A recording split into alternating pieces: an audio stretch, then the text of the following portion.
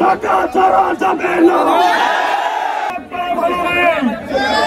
আজকে শহীদ মিনারে দাঁড়িয়ে সরকারকে স্পষ্ট বার্তা দিতে চাই, এখন আন্দোলন যে পর্যায়ে আছে এটি আরো বেশি ঘনীভূত হবে।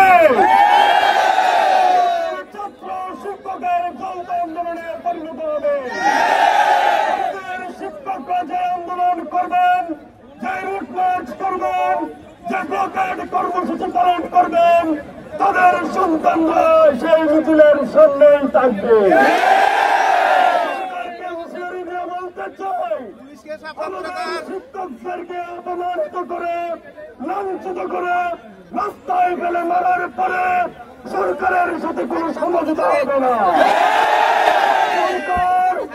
সরকারের উচিত হবে যত দ্রুত সম্ভব শিক্ষকদের যে তিনটি দাবি আছে তিনটি পূর্ণাঙ্গভাবে মেনে নিতে।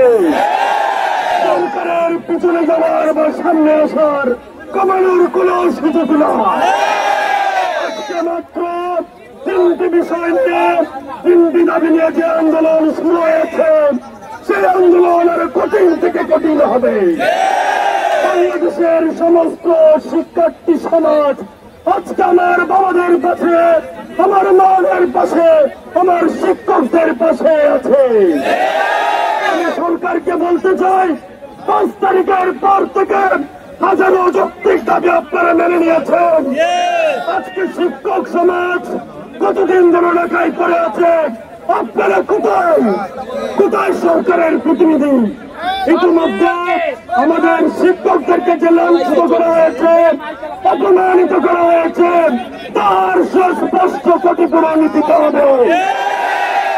আমার শিক্ষকরা শহীদ মিনারে 24 ঘন্টা খেয়ে না খেয়ে অবস্থান করতে করতে তারা দুর্বল হয়ে গিয়েছেন, শিক্ষক অসুস্থ হয়ে গিয়েছেন। আমরা সকলের প্রতি সমবেদনা জানাই। ঢাকা বিশ্ববিদ্যালয় থেকে আমরা 10 সদস্যের একটি প্রতিনিধি দল এসেছি। আমাদের আরো শিক্ষার্থীরা আছে, যখনই প্রয়োজন হবে আমরা আপনাদের সাথেই থাকবো।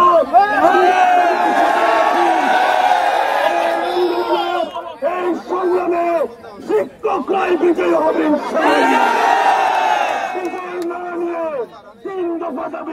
আমি আহ্বান করব, আপনারা চাইলে বারবার ঢাকায় আসতে পারবেন না। সরকার আপনাদেরকে সান্ত্বনা দিয়ে ঢাকা থেকে পাঠাই দিতে চাইবে। আমাদের আহ্বান, ঢাকা ছাড়া যাবে না। পূর্ণ না হওয়ার আগ পর্যন্ত ঢাকা শহরের রাজপথ শিক্ষকদের দখলে থাকবে। রাজপথে থাকবেন, আপনারা কি রাজপথে থাকতে পারবেন? শিক্ষার্থী সমাজের পক্ষ থেকে ওয়াদা দিচ্ছি, কথা দিচ্ছি, সমর্থন দিচ্ছি, আমরা আপনাদের সাথে রাজপথেই থাকবো। তুমি জেনে রাখো, ইতিমধ্যে আপোষ করার মতো সময় শেষ হয়ে গিয়েছে।